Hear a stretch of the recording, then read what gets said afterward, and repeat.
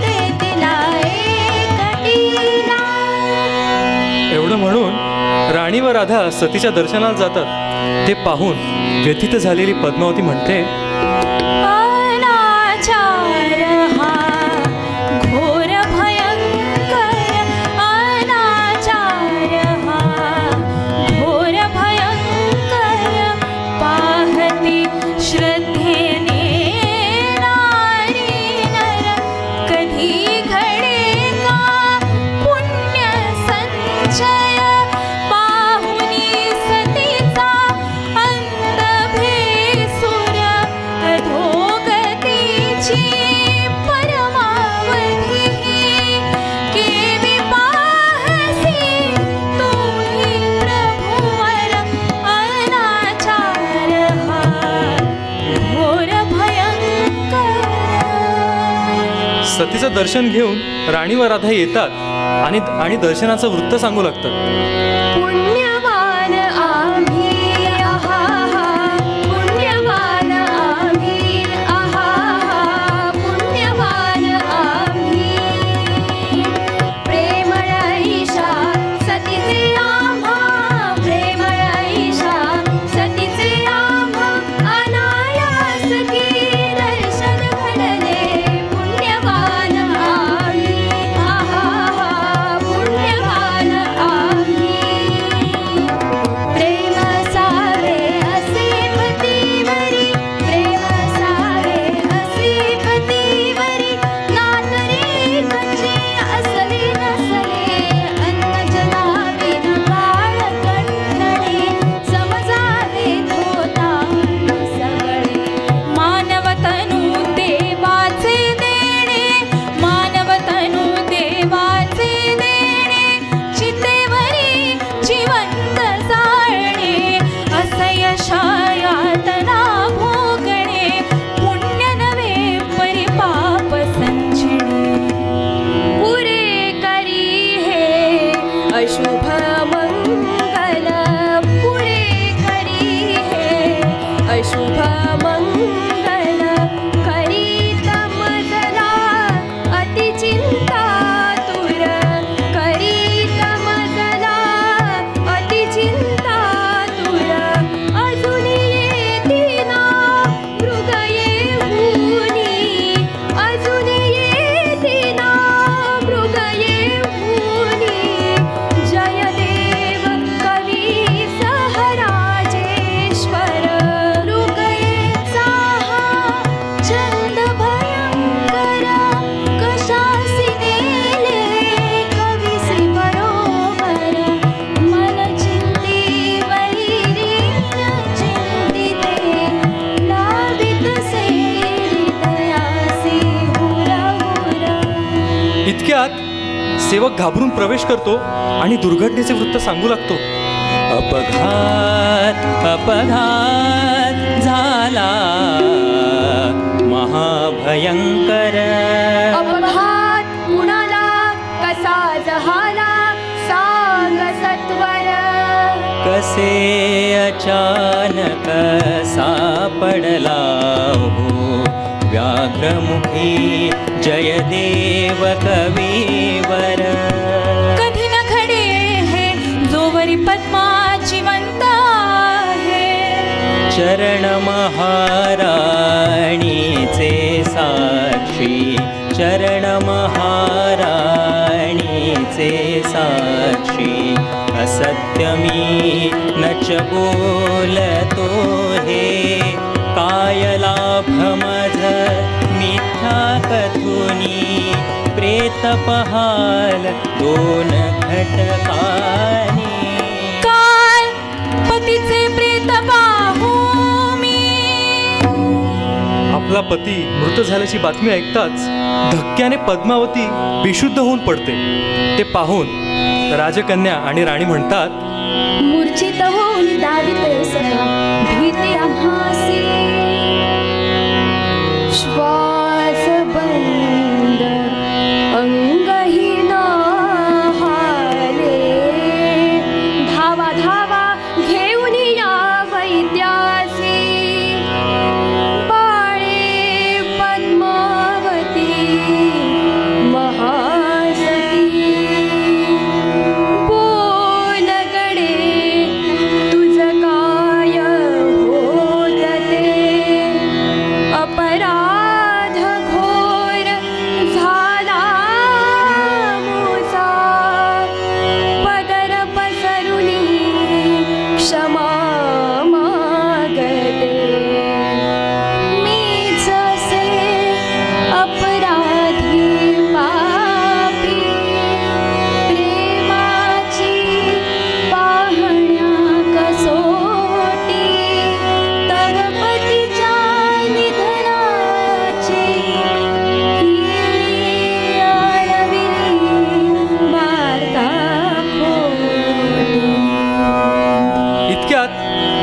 स्वराची ललकारी ऐकू येते आणि महाराज लक्ष्मणसेन व जयदेव येतात.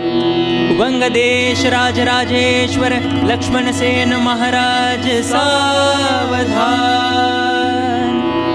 केवी ऐसी अशुभ शांतता, केवी ऐसी अशुभ शांतता, नवलगमे मज राजमंदिरी. कटीच्या खडके शिरच्छेद मम करा, न्यायनिष्ठुर नृपती. शिरच्छेद पत्नीचा करू मी, शिरच्छेद पत्नीचा करू मी, अपराध काय तो सांग मज प्रती. कानी पडता पती निधनाचे, कानी पडता पती निधनाचे, अशुभ वृत्त पद्मावती. गत प्राण होऊनी त्या क्षणी, गत प्राण होऊनी त्या क्षणी, पडली भूवरी महासती.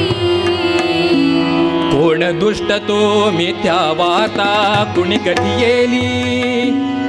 ऐकुनी पद्मावतीची पतिप्रेम दर्पोक्ती, दासमुखे मी कथिली, रचुनी वार्ता खोटी. अपराध से माझा चिखरा,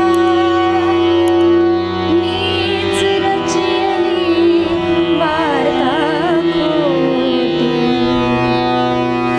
सती हत्येचे पातक करुणी, सती हत्येचे पातक करुणी, पात्र उभयता झाला. दारुण देहांत शासनाते, दारुण देहांत शासनाते, सिद्ध भाजणी भोगण्याला. खड्ग प्रहार स्त्री जातीवर, कलंक लावी क्षात्र कुलाला. खड्ग प्रहार स्त्री जातीवर, कलंक लावी क्षात्र कुलाला. मीच भोगितो प्रायश्चित्ता, करुणी आत्मबलिदानाला. राजा स्वतःच आत्मघात करू पाहत आहे हे बघून जयदेव राजाला आवरतो आणि म्हणतो, हात आवरा, करू नका अशाया घोर पातका. अतताई अशा उपाये, मिळेल पद्मावती कधी का. प्रभूने दिधली, प्रभूने नेली, तिजवर होती प्रभूची सत्ता. प्रभू मानस परी मिळेल ही पुन्हा, प्रिय पद्मावती मम काका. मान्य गीत गोविंद काव्य मम, केले प्रभुने जगन्नाथपुरी. तीच मान्यता पाहिन आता, निकष लावूनी प्रभुपदी पुरी. शांत रहा सावधान परसा, गुणगानामृत गोविंदाचे. राधा प्रेम निधान हरीचे, परमधाम मधुसूदना. लीला विलास गाऊनिया मी द्रवविना मन राधा कृष्णाचे